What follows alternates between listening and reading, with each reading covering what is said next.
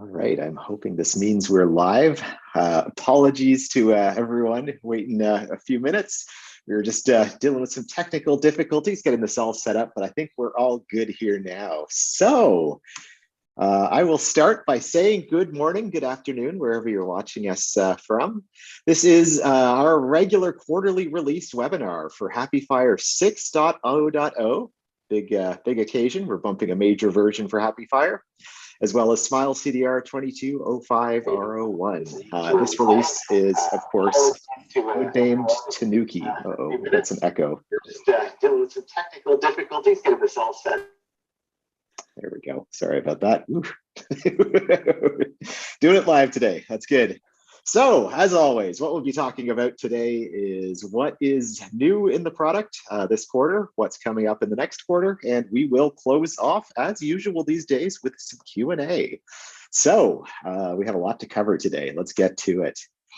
So this is our 20th named release. For anyone who's new to the process, we follow the same process that's followed by many software companies these days, where we use alphabetical code names and we rotate through the letters. These names are chosen generally by a poll of smilers within our team.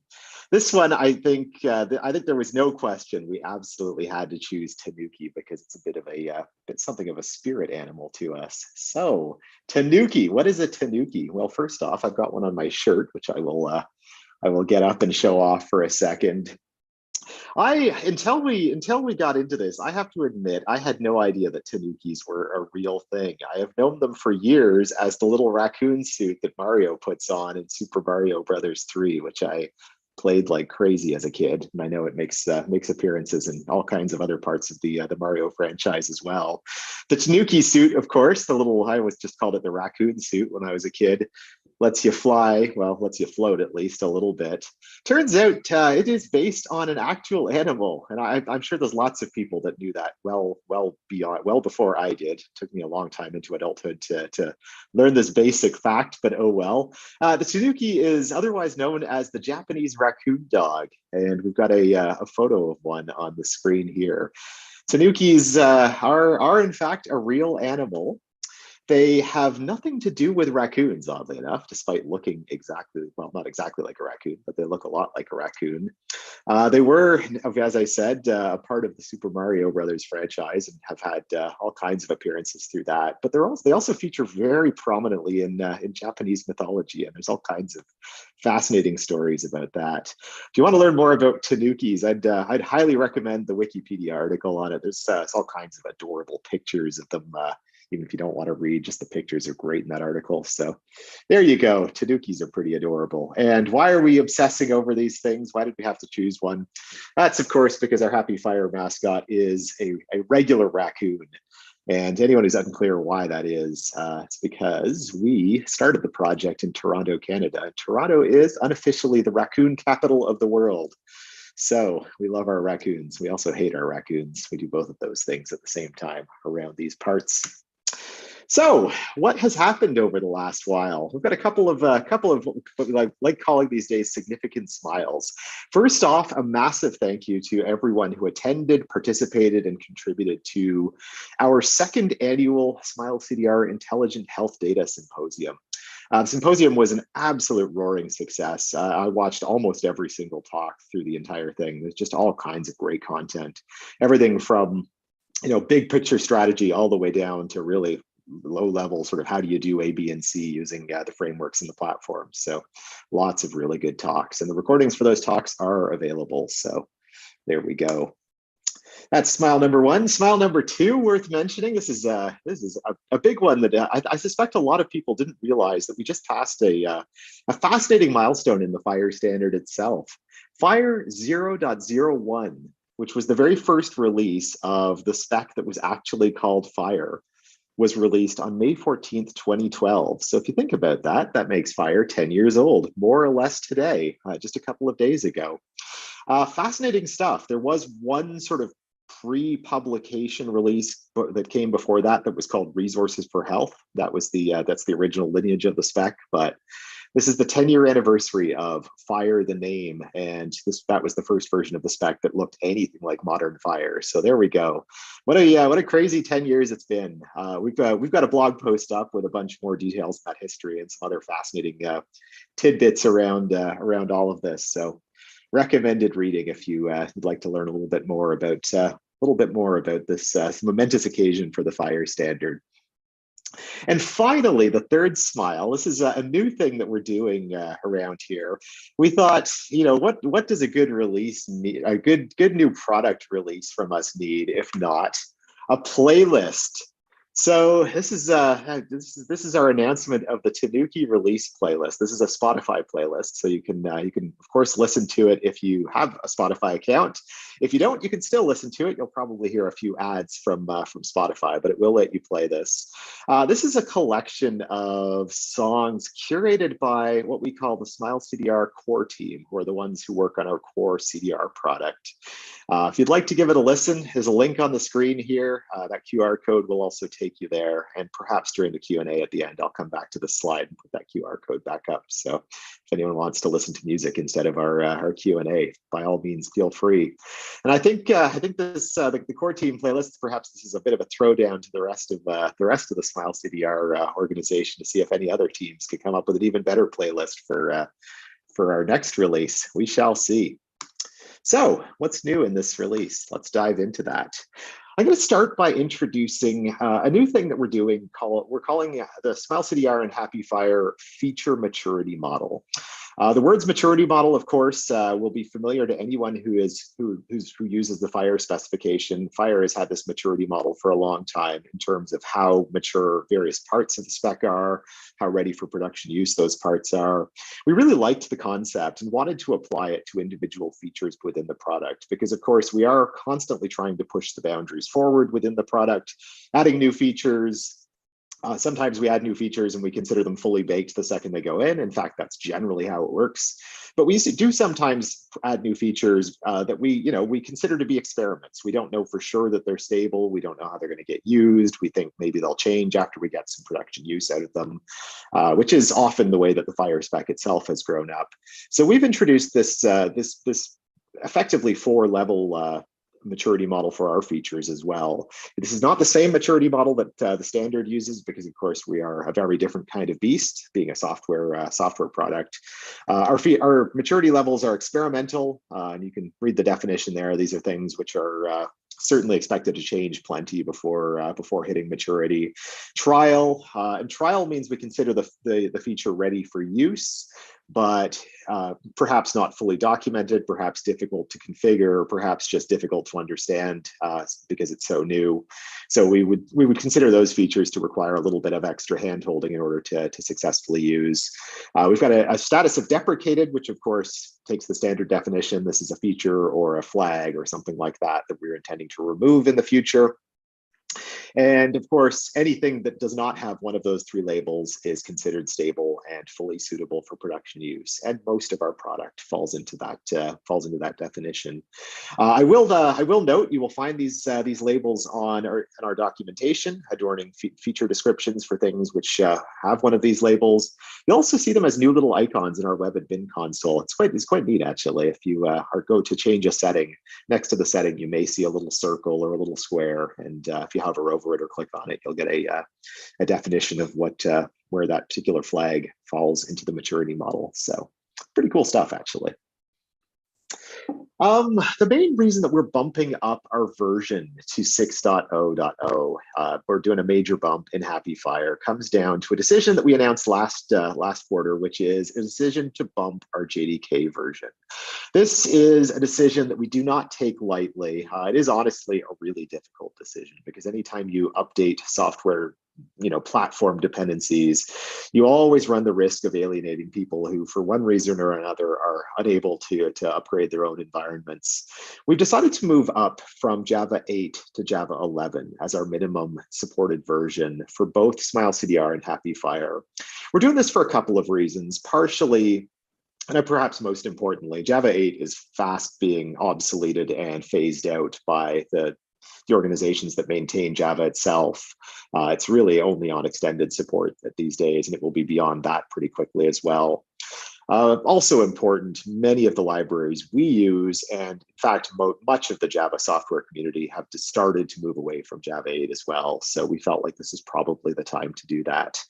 We will be maintaining some backwards compatibility for 1 year, the 5.7 and 2022-02 release branches. We'll be providing security fixes, if any are necessary, for at least a year on those 2 branches. So you do have a year to upgrade and know that you're fully secure. So there we go.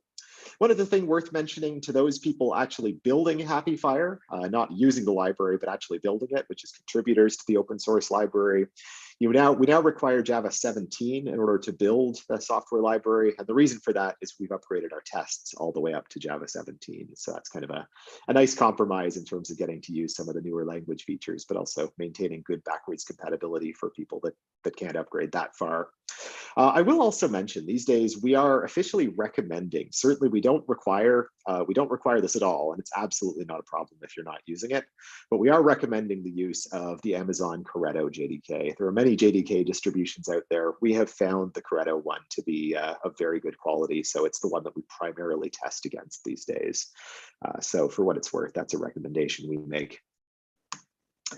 So in terms of new features in the product, I will start with a bit of infrastructure. We announced probably two or three quarters ago a new batch framework, as we're doing again today, previously based on Spring Batch. Spring Batch is a Java library that we were using to execute batch technology, batch jobs, basically. We had high hopes for it when we rolled it out, but really after gaining some implementation experience with it, what we realized is it was a great framework, but just not suited to the types of things that we do in a FHIR server as batch jobs. And those are things like reindexing resources, generating bulk exports, that type of thing. The biggest limitation, which was a constant source of complaints, was that any batch jobs didn't take advantage of the full cluster, nor were they resilient at all against failure. These were just not design goals of the Spring Batch framework that we were using. So we decided rather than continuing to fight with that framework, we would roll our own batch framework, and we've called that Batch 2. And this is a part of HAPI-FHIR as well as a part of Smile CDR. So new jobs are getting built in this new framework, and existing jobs are getting rolled in as well. So the reindex, the resource reindexer is already in there, and I'm going to talk about bulk import shortly, but that's in there as well. So we're super excited for Batch 2 to become a pretty pivotal part of the FHIR server ecosystem.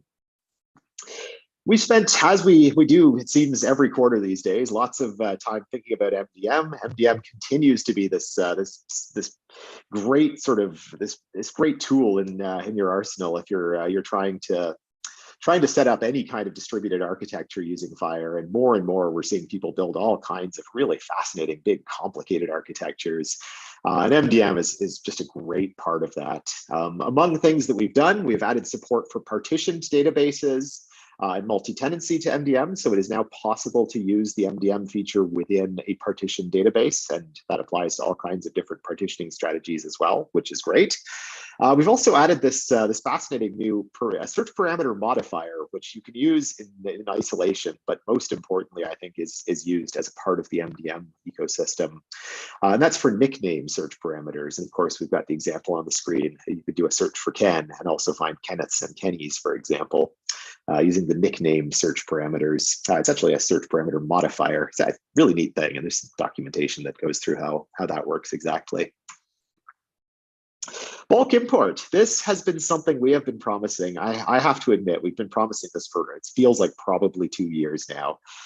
We've been saying it's almost ready, it's almost ready. It turned out to be a whole bunch more work. And the biggest thing is we didn't have this new batch framework, and it was really hard to implement without that. As soon as we had the new batch framework, it became really easy to do the last bit of work to get bulk import in.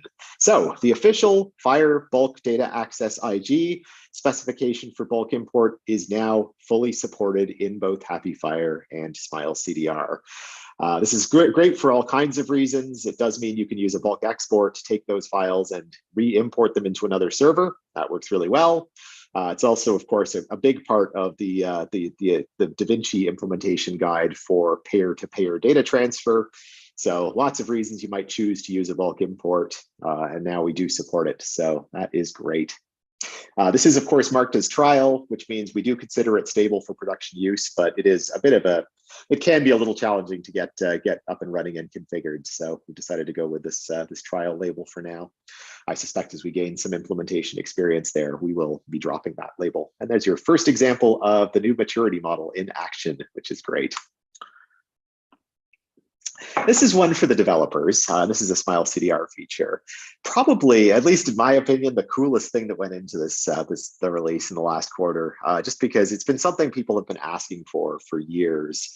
Something we always assumed would be really hard to do. And perhaps if anyone wants to know more about the inner workings, Ken was actually the one that discovered we could do this.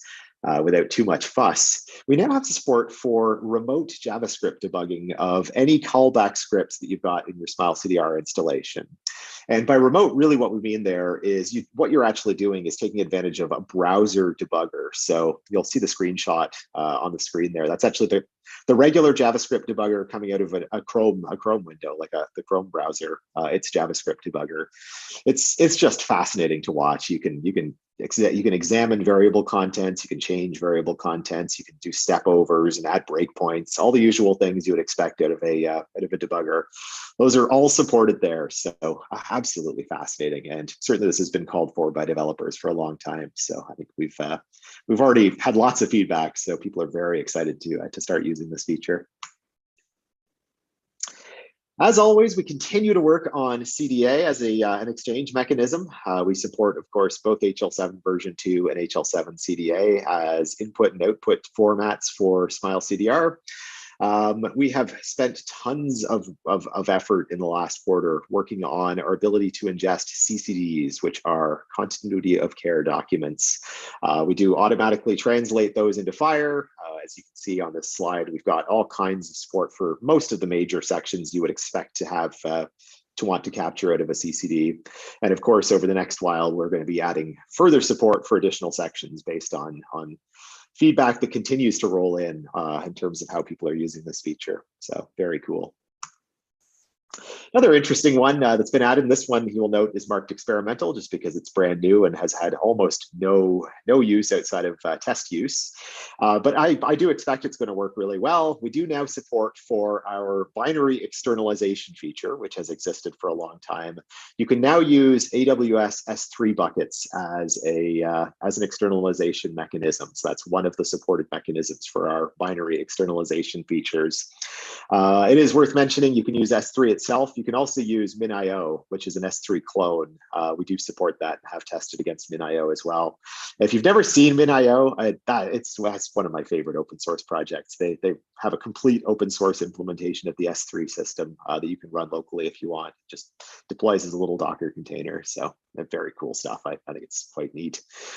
We are, of course, intending to support the equivalents to S3 on other clouds as well. Certainly Azure is next in line. We've had a few people ask about that, but the equivalents on things like the Google Cloud platform and the Oracle Cloud naturally will be coming shortly after as well, because we know people are going to need those as well, and are seeing deployments on those excellent platforms as well. We have so this is another really interesting behind the scenes enhancement. So for relational database repositories, so HAPI FHIR JPA users and Smile CDR RDBMS storage users, we have undertaken this massive behind the scenes exercise to retune and reorganize our SQL indexes, our database indexes, to provide faster searches and, more importantly, to optimize them for the ways that people tend to typically query actual FHIR servers. So lots of work has gone in. We do continue to work on indexes, so there'll probably be some more that will be tuned in the next quarter, but already we're seeing some significant speed ups for various usage patterns. The retuned indexes will automatically tune themselves if you're using either the CLI tool to upgrade your database, or if you're using Smile CDR and letting it manually upgrade or automatically update the database when it starts. So not much manual intervention required there, if any, but we will. You do get some fancy new indexes added to your database. We've also, a much smaller thing, but we've also added support for underscore includes, bringing in resources that are linked by canonical references. Previously, we only supported the standard, resource type / resource ID style of reference, which is the majority of references anyhow. But there are good scenarios for using canonical. They are now supported for includes, which is great. On the MongoDB side, this is a long overdue feature. First off, we have finally added support for reindexing. The biggest blocker there, of course, was we didn't have any ability to run long-running batch jobs in our MongoDB repository. With the new batch framework, one of the design goals there was that it would work on both MongoDB as well as on relational databases, and that it would work in the exact same way, so that we could design batch jobs that would work, that would basically have parity the second they were written. That was quite a successful strategy, and the proof of that being successful is the fact that reindex all of a sudden just started working for MongoDB with a tiny bit of tweaking to it to make it suitable there. So that's great. We've also added support for a few numeric and date prefixes on searches that weren't supported previously. And another feature that's often been requested by people who are doing test scenarios, generally this is more useful for testing than for production use, but we have added the expunge everything operation, which already existed on the relational side and now works on Mongo as well. Expunge is all around deleting data, but also like logically deleting data using a FHIR delete, but also physically deleting it from the underlying database. Expunge can be used for that. And finally, on the repository enhancements, we continue to work on enhancements to Elasticsearch. This is another one of these really cool things that's sort of chugging along in the background in terms of making the product better for all kinds of fancy uses. We debuted a long time ago experimental support for last N searching. And last N searching, this is a FHIR operation on the observation resource type called $last N. It's used to pull back the most recent N observations of a collection of types generally for a specific patient. So if you wanted to find the last height and weight observations and, I don't know, blood sugar readings and a few other things. So you could draw up a set of spark lines, for example, for a specific patient. Last N can do that in a single query. We did not previously support that in Smile because we considered it too experimental. It was only at HAPI. We have decided it's no longer too experimental for Smile, so it's now experimental in Smile as well. We are really looking forward to getting some production mileage out of this feature, so that we can, or at least some testing mileage out of this, so that we can move it beyond the experimental phase. It is a really cool feature, I have to say. Remaining only in HAPI, and these elastic searches are sort of following this trajectory, just because they are much more out there in terms of being experimental than most other features. We now have an ability, if you are using Elasticsearch, for some searches to be served completely out of Elasticsearch, meaning that there is no talking to the relational database at all as a part of the search chain, which is, I won't spend any more time talking about it than that because it's an entire topic on its own, but it really does help for performance on specific queries that you're using with Elasticsearch. Hopefully at some point we'll put up a blog post talking a little bit more about the benefits of Elasticsearch on large data sets, because you really can do some neat stuff with it. And of course, we continue to work on expanding what we can index with Elasticsearch. We just see this combination of a relational database and Elasticsearch as being just an amazing combination in terms of both robust storage, but also then great discoverability of the data that's in the server. One more feature. I think we're almost at the end of new features. We have added what's called the OpenID Connect Key Store Manager to Smile CDR. This is a brand new configuration area that we're using to centralize the storage of key stores. Effectively, to start with, we're dealing only with the key stores that are used as a part of your OIDC infrastructure, but we are actually hoping over time we're gonna roll into this thing support for key vaults, things like the secrets manager in Amazon, things like HashiCorp and those types of systems as well that can be used for credential and certificate vaulting. We also are hoping to sort of roll this into other types of key stores as well. Most importantly, SSL and TLS key stores that are used for HTTP authentic or HTTP encrypting. That's the word I'm looking for. So lots to come there for sure as we continue to move that. Oh, what's going on here? Oops. One final thing I will mention, there is, of course, a lot of sensitivity in the Java software realm these days around libraries with security vulnerabilities. Of course, people remember there was a very famous vulnerability in the Log4j framework called Log4Shell about, I think, 5 months ago that made really big waves. Fortunately, we were not vulnerable to that, but we did have to respond because everybody was quite concerned about it, and rightly so. We do want to mention there was a release or a vulnerability found in the Spring library, which we do use. This vulnerability was found perhaps a month ago. It is worth mentioning, we do not believe that HAPI/FHIR or CDR are vulnerable. We've done detailed assessments of the attack vectors to this vulnerability, and we do not use any of the affected code paths. So it should not be possible to exploit this vulnerability on any version of our product. That said, we do ship a version of the library that lists itself as being vulnerable. So we certainly have upgraded and provided patches to previous versions of the software as well. Just recognizing that people are running automated scans very, very frequently, as they should be doing against software that they've got running in production. So we do recommend upgrading anyhow, just so that you'll have a green clear security scan if you're scanning any of the software you've got running.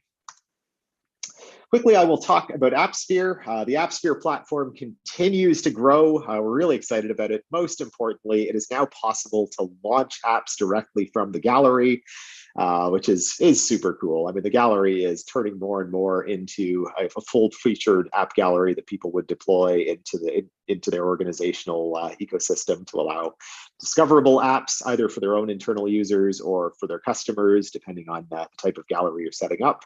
So lots of good stuff coming there.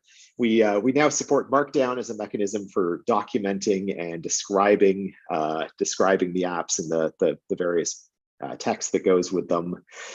We've also added a bunch of new workflow, so we'll log people out when they're inactive. We're allowing incomplete app registrations to be saved and continued later. So this platform just continues to grow and continues to get cooler and cooler as it grows. Big shout out to the team working on this thing. The whole AppSphere platform, certainly well beyond just the gallery, is just a tremendous piece of software these days that is hugely useful to organizations that are adopting FHIR. Quickly on the payer-to-payer solution, it is worth mentioning that we have spent tons of time working on various features for this. We've added support for granular consent, and granular consent, of course, is if you're unfamiliar with the term, is this catch-all term for I want to allow authorization of my data as it's flowing from one payer to another. I want to specifically authorize sensitive parts of the data. So if there are parts of my record that are particularly sensitive, perhaps I would want to either include or exclude them, depending on how I feel about that. That is fully allowed now. We've added a bunch of APIs to the system as well. And we've also added support for basically transferring between payers provenance resources, and that includes automatically generating, but also storing and tagging them as a part of the record. Certainly a number of things listed on the screen. I won't itemize them just because we're getting towards the end of our allocated time here, but lots to come in the next quarter as well for the payer-to-payer solution as well. I will mention, if this particular feature is interesting to you, chances are you're working in the payer industry. And if that is the case, we do have an upcoming webinar. It's, I believe, scheduled for late June.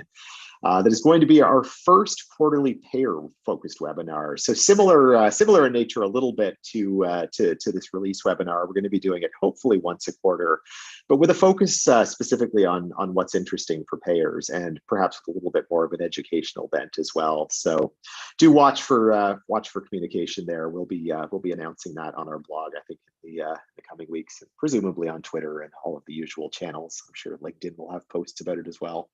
All the places you would go to for that. So there we go. What's coming up next? CDR, of course, we are implementing the CDEX IG as we speak, which is great. We are continuing to work on imports for various types of CDA. Coming up very next, of course, is import for the US CDI data set, which is certainly commonly used within that world. We are working through, this is actually, we probably should have led with this one. It's probably the most interesting part of all of this for MongoDB users, is we are integrating support for MDM. We've had just endless architectural discussions in the last quarter about how that should work. I think we've landed on the design, and now we're going to get to implementing it, which is very exciting. As you can see, Expunge, actually, Expunge we've already finished, so I'm not sure why that's on that list, but oh well. Sharding is also on deck as well, support for sharding, which is, as we have discovered, a very important strategy for growing your database on MongoDB. I mean, certainly that's not a surprise to anyone, but we were surprised by how quickly we needed that feature, so we're quickly working on it now. As well as address normalization using an external normalization service for any MDM people, anyone who's using MDM for person, patient, practitioner, those types of resources. We will continue to address the new batch framework in terms of migrating existing jobs over and improving the performance of batch jobs. As I mentioned earlier, we'll continue to work on Elasticsearch. And additionally, on AppSphere, as we say here, we'll be working on workflows for basically to allow sort of time boxing of getting apps registered in order to comply with the upcoming 2023 version of the CMS proposed rules. So there we go. That is those are the high notes of what we've been working on in the last quarter and what we're going to be working on next quarter. I thank everyone for listening. This is the end of the feature part of this webinar, but of course, if you'd like, you're welcome to stick around. As usual, we will be jumping to Q&A for the section, and Q&A this quarter is going to be moderated by Jenny Ray. Jenny, I'm completely blanking on your new title, so I'm hoping you could start by introducing yourself with that. Jenny's got a new title here. Sure, yeah, so nice to meet everyone. I'm Jenny, the Technical Product Manager for Core CDR, so working closely with Ken on all the exciting new developments coming out of Core CDR. And yeah, there are great content in there. I think there's like so many different features that we've released this time that I think will support like a lot of different clients, from clinical use cases down to more developer integrations with the JavaScript support. So yeah, exciting to see. Also, I did just want to mention on the expunge operation, while we wait for questions to come through, we do want to make an additional couple of improvements. We have the delete all the system level support, so we wanted to add the additional granular ones for instance and type level, have a bit more control over there. Thank you for that. That makes perfect sense. And I am loving our t-shirts. I think we look very cute. So shout out to the team for those. I hope they ordered more. I think they'll be in high demand. Great. So I can get started with I have some internal questions while we wait for them to come on through YouTube. So one is around vendor-specific versions and containerized deployment. So as cloud technologies develop, we're seeing vendor-specific versions of certain technologies, such as Azure SQL servers, Amazon and Azure's messaging queue services, and their containerized deployments. So do you have any insight as to Smile's strategy on supporting those in the future? That's a fun one. Ken, do you want to take that, or do you want me to? I'm certainly happy to. You go ahead. Sure, yeah, no problem. So I guess, I mean, I think there's two topics in there. Certainly, first off, the vendor specific services. This has been a fascinating one for us. Certainly, I mean, the best example of this is we do naturally, we support Kafka as a messaging engine within Smile CDR. It gets used for subscriptions. It actually also gets leveraged if it's available for the new batch framework. So it's quite a useful piece of technology. And I think these days we would recommend using Kafka with Smile CDR, unless your use case is so simple it wouldn't benefit from any kind of distribution of load at all. However, every cloud seems to have their own flavor of Kafka. You know, Azure, for instance, has Azure Event Hub, which is their built-in messaging engine. It's an excellent messaging engine. It does speak the Kafka protocol. I don't totally know all the nuance internally as to how much of Kafka it's actually using, or whether it's just re-implementing the API surface. I suspect I should know that, but I actually have no idea internally. It is worth mentioning. I mean, every time anyone's got their own flavor, there are always little tweaks. We are doing our best to ensure that we're testing on all of them. But it is a difficult hill to climb, just because you know, there's always going to be more that we didn't realize existed, or you know, different ways of configuring these services we didn't realize existed. I use the Azure one as an example just because we know we've got loads of customers in production today using Azure Event Hub, so we do make a very concerted effort to test and make sure that we're working well with that specific platform, as well as just with vanilla Kafka, of course. There are others out there as well that you know, that we are testing, but perhaps less frequently, just because we're not aware of a ton of customer demand on them. So certainly it's worth mentioning. I mean, if anyone has a specific vendor extension for any of these things, we'd love to hear about it. Other examples of technology specific to clouds, I mean, another really good one is the secrets managers. Every cloud that you know, might deploy to, whether it's you know, Amazon Web Services or Azure or Oracle's cloud, they've all got some sort of facility for managing things like database credentials and certificates for TLS and that type of thing. We are absolutely endeavoring to support all of these things. I'm not going to say we support every last one of them today. Absolutely, we don't. But we are, as customer demand comes in, adding support. So, for example, you can pull database credentials out of the Amazon Secrets Manager. We've got an active development ticket as we speak for a mechanism to pull SSL certificates out of the Azure Secrets Manager, I believe it's called. So we are endeavoring to support these things as well. Certainly worth mentioning there. If there are specific cloud-specific features you'd like us to support, we'd love to hear about it. We do tend to do this by customer demand. So there we go. We do try and roll this all into the same distribution of the product. This is quite, it's really important to us that we don't have 18 different binaries and you have to pick the exact right binary version of Smile in order to do the thing you're doing.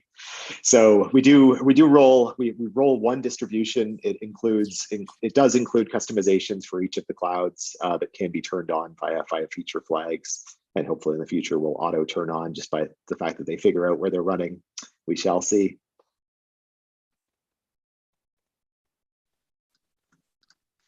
Awesome. Sounds correct. Okay, we have a couple of coming through on YouTube now. So the new batch framework is getting people excited. Can you explain in a little more detail, particularly around what has been changed or enhanced? Yeah, absolutely. So I guess the best way to describe it is Spring Batch. The way Spring Batch works is, like, if you think about what a batch job is, you've got little chunks of some sort of work that perhaps you're reading in from a database, making manipulations to, and then writing back to a file. I mean, that's a simple example of something that could be a batch job. The way that the Spring Batch framework works is it stores the individual chunks of work in a database and has an in-memory process that sort of is constantly reading from the database, doing work on it, and then streaming it back to the database as it completes its work. The challenges we had with this old framework, the biggest challenge really was that it was really hard to deal with any kind of fault tolerance. If this ran on a single JVM, and if that JVM happened to go away, which is a thing, especially in Kubernetes environments where you expect containers to be coming up and down, it sort of meant that if the container all of a sudden went away in the middle of execution of a job, there wasn't any automatic way for work to continue. That framework just didn't support that well. There are mechanisms for working around this. If anyone is an expert with Spring Batch, you're probably cringing inside that I'm skipping the fact that you can solve these problems with Spring Batch. But we just felt like we had to fight with that framework, and that the types of jobs that we tend to need here just weren't well suited. Like, Spring Batch really is a big data framework. It's intended around massaging and manipulating data as you stream it in large quantities, and that just isn't the nature of batch jobs that we've got. We're doing things like reindexing data and generating exports and things like that, and indexing terminology. So we needed a different kind of framework. So all of that to say, what's different? The new framework works still with this concept of chunks of work. That part never goes away. But what's really, and those chunks are persisted in a database, so they are resilient and all of that. What's important though is instead of being orchestrated by a sort of an in-JVM process, they're now orchestrated by a messaging engine. And that messaging engine is more fault tolerant. Certainly if it's configured to be, this is one of the big enhancements in the Smile CDR sort of enhancement to the batch 2 framework. Once you've got it all configured with Kafka working against it, it will distribute your load entirely across your cluster if you need it to. So this really will, I think this brings a whole lot more value in terms of how we run these jobs. Effectively with Kafka managing the show as well, that means that it actually doesn't matter at all if an individual JVM goes down, because Kafka just won't send any work there. It just send works to whatever nodes remain up, which is great. Awesome. So speaking of Kafka, it's a good segue into the next question. Are you seeing uptake of the Kafka pub sub capabilities being adopted for streaming FHIR data, streaming purposes across the ecosystem? It's from Shane. Oh, that's fun. Ken? Well, certainly we've added support for ingesting data through Kafka and producing data out through Kafka. So there definitely is increased interest in that. Those were, I mean, they're not in this release, but in recent releases. We're seeing increased interest in that. I'd say the export is, I mean, I think that the question was mostly about the producing and the subscription capabilities that go out. I mean, for what it's worth, I don't totally know all of the use cases, but it is, we get questions about it all the time. Like, how do I set this up? So I know it's actually seen quite a bit of adoption because we've walked quite a few people through how to set it up, and they've seemed quite happy with the results. I suspect the general idea, I mean, it makes perfect sense, is that having subsets of your data, like having all of your data centralized in a FHIR server, but then having subsets go out onto specific Kafka topics so that you can do things like execute Lambda functions against them to do processing, or have your own application that you've written receive those notifications of subsets of your data so that they can alert users or process them or store them in other systems. I think that's that is increasingly a popular architecture. And I mean, it really comes down to, these days, we're starting to talk about Smile, the platform, not as just a repository, not as just a CDR, but as a data fabric. And I think that architecture really sort of gets at the heart of why we're doing that. We do see this central repository as not just a place for storing your data, but as a core platform that is going to help you move your data around, react to your data, understand your data, all of those good things. So, I mean, I think that's one big part of the architecture that really turns us into a proper data fabric.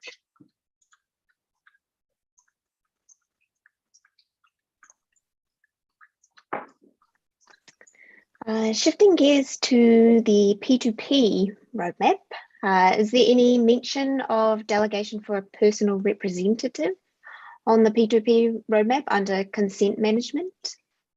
I love it. Yes, absolutely there is. Yeah, this is a really hot topic.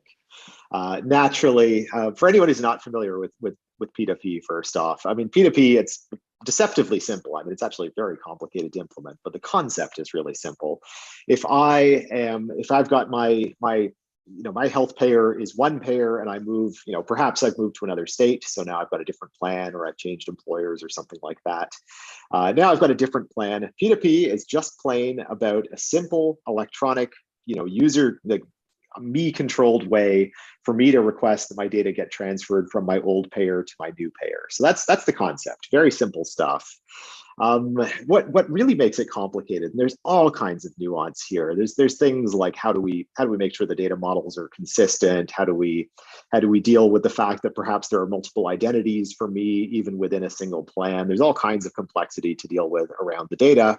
But one of the other really difficult parts is around delegation of access, just because, of course, in the simple case, it's me making this request on my own behalf, and I suspect in many cases that's how it's going to work. But as we know with healthcare, it is incredibly common for people to need assistance for one reason or another. I mean, perhaps the patient is someone elderly who doesn't want to be using the technology or doesn't understand the technology. Perhaps it's somebody with physical limitations who requires a caregiver or something like that to be helping them with this technology. For any situation like that, we naturally need an ability for delegate access. We need the ability for somebody to go in and request this transfer on behalf of someone that they're authorized to do that for. There is all kinds of challenge in there. As they say, there be dragons in implementing that system. It is really, I mean, it's technically really easy to build that so that I could delegate access to somebody else to do it. But getting it right from a security context is challenging, of course. Like, I want to set this up so that Ken can't just go and say, oh yeah, of course, trust me, I can get James's data. We can't allow that. We have to set it up in a way where it's secure, and Ken can only do that if he has good reason to be allowed to do that, or if James has authorized it previously or something like that. So we are working through all the nuances of that. That is absolutely a big hot topic here, and we want to make sure that we're doing it in a way that it can get integrated with all of the ways that these relationships are already modeled within the payers, because of course, we don't want to reinvent the wheel as far as modeling these relationships and delegations of access and that type of thing. So all of that was a really long-winded way of saying, yes, we are absolutely working through these challenges. This is for sure on the roadmap. I don't know I can give an exact date, but we would certainly be happy to discuss this in more depth with anyone that wanted to. Sounds good. Yeah, I think we are, a lot of us are aware of the privacy standards and the confusing rules around them. So it's understandable, and yeah, good to see that we are making progress on it. One thing that we didn't mention in the release webinar, but we added support for generating a provenance resource for P2P and being able to inject that into the workflow. So how does that aid in real-time clinical and financial workflows? Have any insight into how that could help with other workflows in addition to P2P? Oh, yeah, great. I'll be honest, that's a bit of a stumper for me. Certainly, I mean, this feels like something perhaps that we could explore further on the payer specific webinar. I guess I will say, I mean, provenance resources they're fascinating things. They're intended to store the provenance of data, of course, and they're a nice little data model for tracking where did this data come from. There's all kinds of fascinating nuance in that, though. I mean, as we move to a world where data is increasingly distributed, the payer to payer is such a great example. I might be transferring data from my previous payer to my new payer. And of course, the provenance there is pretty simple. You think it's pretty simple because, the data came from the previous payer. They were the ones that provided it. And now it's being provided to the new payers. The new payer just stores it came from the previous payer. Simple, right? Except that as soon as you start digging into how that works, I mean, where did my former payer get that data? Like, they might have gotten it from a provider. They might have gotten it from a fax they received where they don't actually understand where the fax came from. They might have received it from a previous P2P exchange where it came from yet another payer, and that other payer perhaps didn't properly track the provenance. So there's all kinds of really neat nuance in there that I mean, it's really challenging. Like, thinking through how we deal with this stuff is difficult. I guess, I think the FHIR community as a whole are going to continue to iterate on these concepts. Like, I don't think this is an unsolvable problem by any means. But certainly I think it's one where both the use cases and the solutions and the challenges and all of that, Smile can't operate in a vacuum. We continue to work with the broader FHIR community, all of our great friends and all of the other great companies that are working in this space. I think as a community, we're continuing to iterate on these to come up with what are the problems and what are their solutions. That is, I'm not going to sugarcoat it. That's a pretty evasive answer to what is actually a really interesting question. But I guess the TLDR there is we're continuing to figure that out ourselves. Sounds good. Yeah, I think we welcome feedback on that as well. If we have clients testing it out for different workflows, we'd be happy to hear that. So regarding CDA, with Smile increasing their CDA support, how do you see CDA and FHIR working in tandem for increased interoperability in the years to come? Oh, I love it. So, I mean, CDA and FHIR are such, like in many ways, in some ways, they're really compatible standards. I mean, you look at a CDA document, it's a bunch of sections with discrete clinical data and with narratives. And I mean, FHIR can represent that perfectly. So what's really easy is just mapping the data from a CDA document into a FHIR resource and storing it. And the reverse is just as easy. We certainly have we've had the ability for a long time now to take FHIR data, convert to CDA, and send those CDA documents out. So that part, like that, it's easy to describe, but here where the challenge is really more in the intent of how these documents get used. A CDA, a FHIR repository, I think in most cases, this isn't by any means a rule or something that everybody does, but I think in many cases, a FHIR repository is a living record. It's something where we're constantly adding data to, but we're also perhaps updating data when that changes. If James's address changes, we're going to update the patient resource about him. If he does a new blood pressure reading, we're going to add a new observation and tag it with the patient reference back to my patient object. And as I do searches against it, if more data is available, I will see that new data. If data has changed, I will get it. So it's a living repository, I guess, is the point there. CDA documents they're almost the opposite of that. They're intended to capture a snapshot in time that I could sort of use as a little summary and send out to somebody. That includes all of the data as it was at the moment I sent it. Somebody can receive it, and it's like this immutable summary of what data looked like, which, I mean, makes perfect sense. Like CDA is intended to, it's not entirely intended to replace the facts. I think that's really short selling the purpose of CDAs, but a big use case there is that it provides this nice mechanism for replacing the old clunky faxes with an electronic communication that has the same information, both in narrative and discrete data form. But much like the fax, it's not intended to be living data. It's intended to be something you can look at and almost form sort of a legal record that is, we can go back and say, I acted on this data because this is the way it looked at the moment I received it. So why is that interesting? It's interesting because it does present a challenge in terms of what do we do with the data when we store it. We could certainly just create a document reference that just includes the CDA document as a CDA document, not even convert it to FHIR. That's a thing that can be done, and I've seen people do, and there's good reasons for doing it. We are, that is doable, but I think not that interesting because we do have the ability, of course, to convert to FHIR, which gives you much more, I think much better data by the time you're done. At least in terms of how usable the data is, not necessarily the semantic quality of it or anything like that. The question, though, is what do you do with these resources? Do you overwrite existing resources with them? Do you store them as a FHIR document? I think that ultimately comes down to the use cases for what you're trying to do. I think in many cases, the right thing to do with a CDA document is to create basically a FHIR document and store it as a bundle with all of its contents intact, because I think that mirrors the original intent for CDA.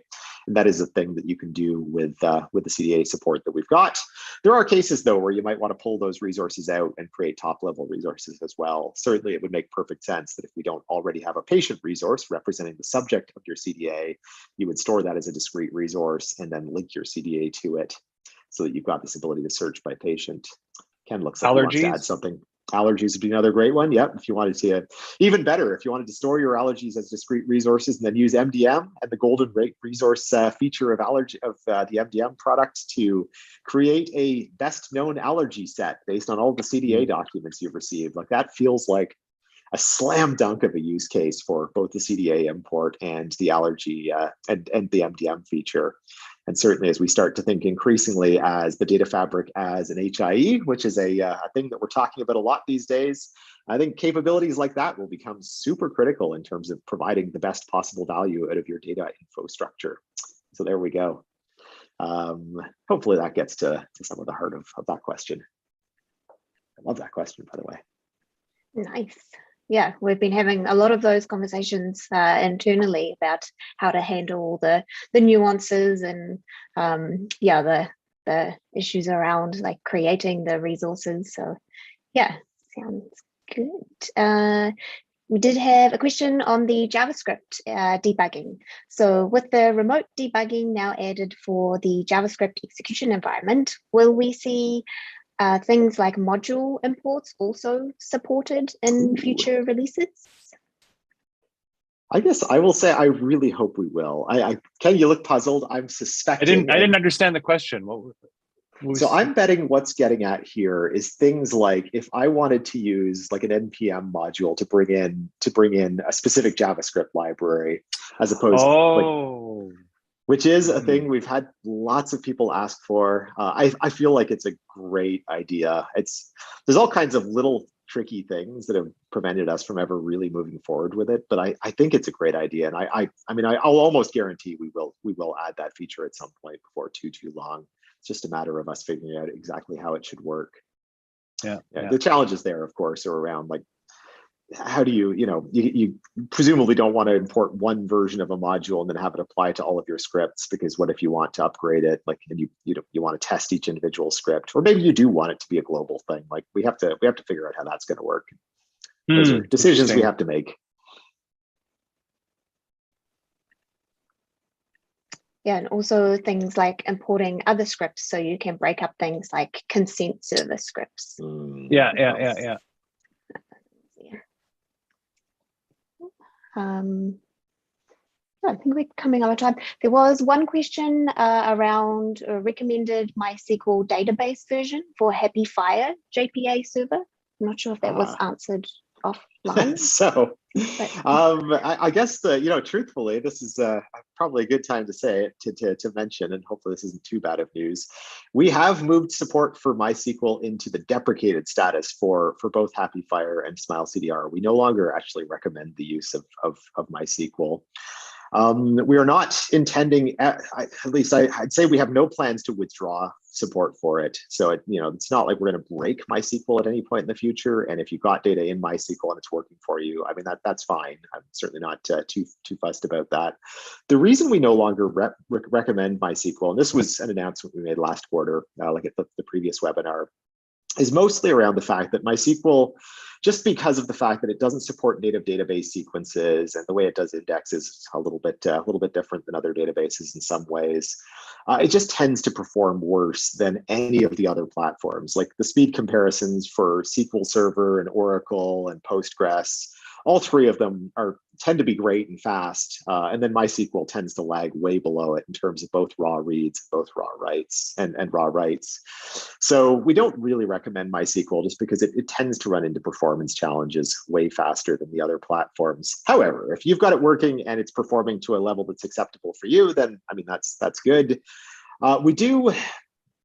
Ultimately, the question of what version do we support, perhaps the best answer to that would be to check.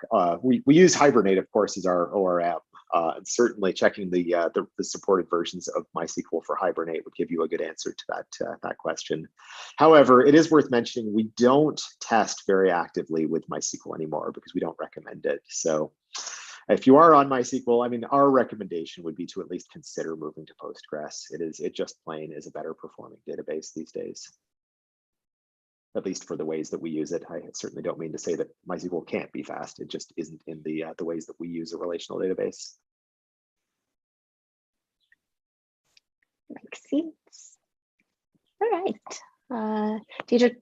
Deirdre did just correct me that we did mention provenance injection and P2P. I left it out of the core CDR slides because I assumed it would be mentioned in P2P, but then forgot all about it.